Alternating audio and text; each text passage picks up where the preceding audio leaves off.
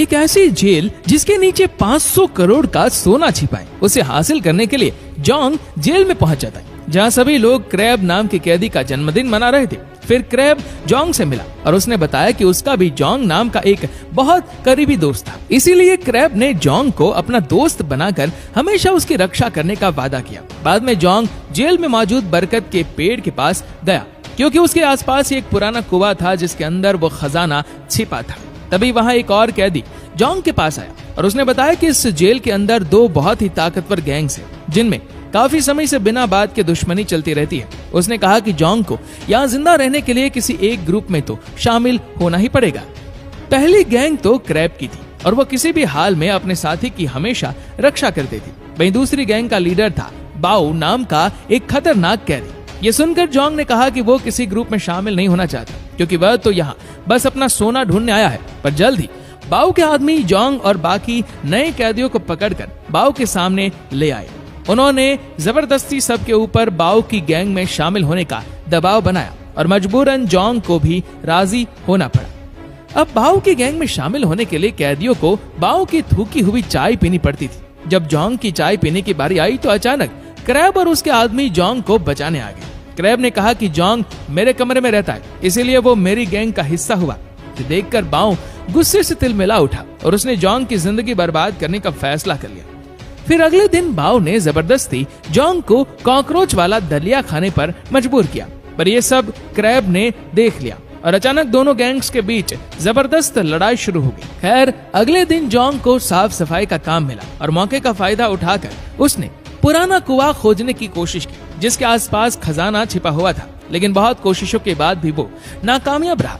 अब सुरंग खोजते खोजते वो लाइब्रेरी तक आ पहुंचा, पर बदकिस्मती से बाओ भी यहाँ था और उसके आदमियों ने जोंग को बुरी तरह पीटा। फिर शाम को क्रैब ने बाओ से पूछा कि जोंग की ड्यूटी खत्म होने के बाद भी वो अपने कमरे में क्यों नहीं लौटा। क्रैब को शक था कि बाओ ने जोंग को नुकसान पहुंचाया होगा। इस बार बाओ ने कहा कि वो जानता है कि जोंग कहाँ है, पर यह बताने से पहले क्रैब को बाओ की थूकी हुई चाय पीनी होगी। न चाहते हुए भी क्रैब को उसकी बात माननी पड़ी और अंत में बाओ ने उसे बताया कि जोंग कूड़ेदान में पड़ा है। जोंग कूड़ेदान में अपनी आखिरी सांसें गिन रहा था कि एंड वक्त पर क्रैब ने जोंग की जान बचा ली। उसकी हालत देखकर क्रैब ने फैसला किया कि वो बाओ से बदला जरूर लेगा। इस पर जोंग भी राजी हो गया, क्योंकि दोनों गैंग्स की लड़ाई में शायद उसे स्टोर रूम से जेल का नया नक्शा मिल जाए। इससे शायद वो पुराने कुएं को ढूंढ पाए। फिर जैसे ही दोनों गैंग आपस में भिड़ी, जोंग ने मौका पाते ही गार्ड से स्टोर रूम की चाबी चुरा ली, पर इससे पहले कि वो स्टोर रूम खोलता बाओ ने उसे पकड़ लिया। फिर उसने क्रैब को जेल में आने का असली मकसद बताया। वो जेल की बेसमेंट में छिपा अपना सोना लेकर यहाँ से भागना चाहता था। ये सुनकर क्रैब ने सोना ढूंढने में जोंग की मदद करने का फैसला किया और उसने ये भी कहा कि उसे सोने का कोई हिस्सा नहीं चाहिए।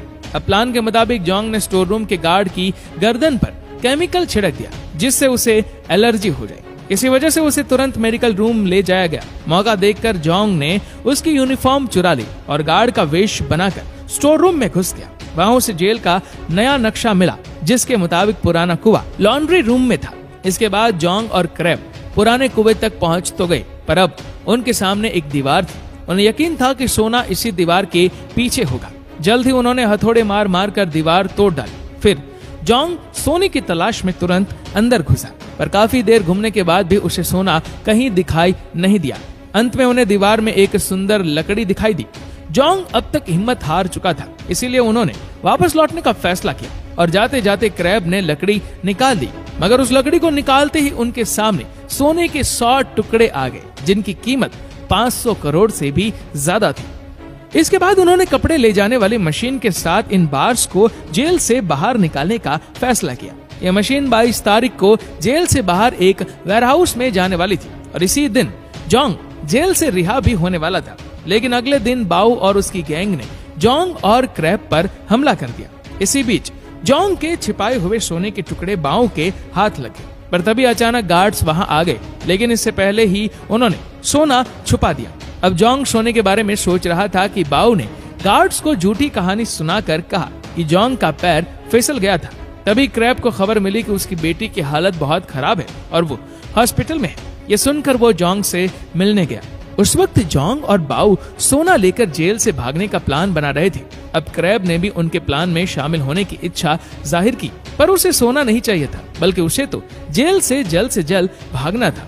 वो बस अपनी बेटी के पास जाना चाहता था। इसके 3 हफ्ते बाद उन्होंने जेल की एनिवर्सरी पार्टी के दौरान सुरंग से होते हुए समुद्र के रास्ते से भागने का प्लान बनाया। सोने के टुकड़े उसने अपने कपड़ों में छुपा लिए। फिर जोंग, क्रैब और बाउ ने जानबूझकर आपस में लड़ाई करके हंगामा कर दिया। जल्द ही गार्ड्स ने वहां आकर सबको अपने अपने कमरे में भेज दिया।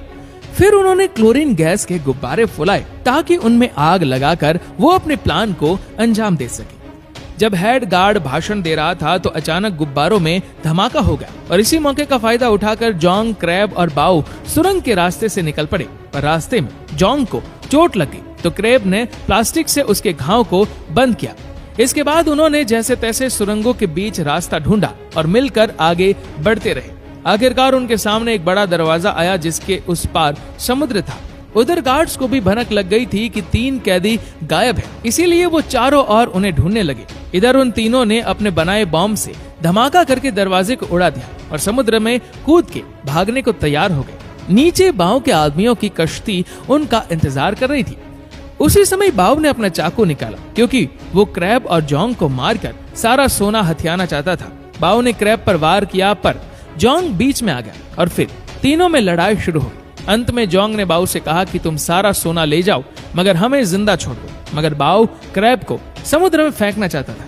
उसने क्रैब को धक्का दे दिया पर खुशकिस्मती से क्रैब ने एक रस्सी पकड़ ली जिसका दूसरा हिस्सा जोंग ने पकड़ा हुआ था। अब बाव दोनों की मजबूरी पर हंस रहा था, पर अचानक मौका पाकर क्रैब ने बाव को ही समुद्र में फेंक दिया। फिर जोंग ने पूरे जी जान से क्रैब को ऊपर खींचने की कोशिश की और तब उसे एहसास होता है कि क्रैब ने शुरुआत से लेकर अब तक एक सच्चे दोस्त की तरह हमेशा उसका साथ दिया था।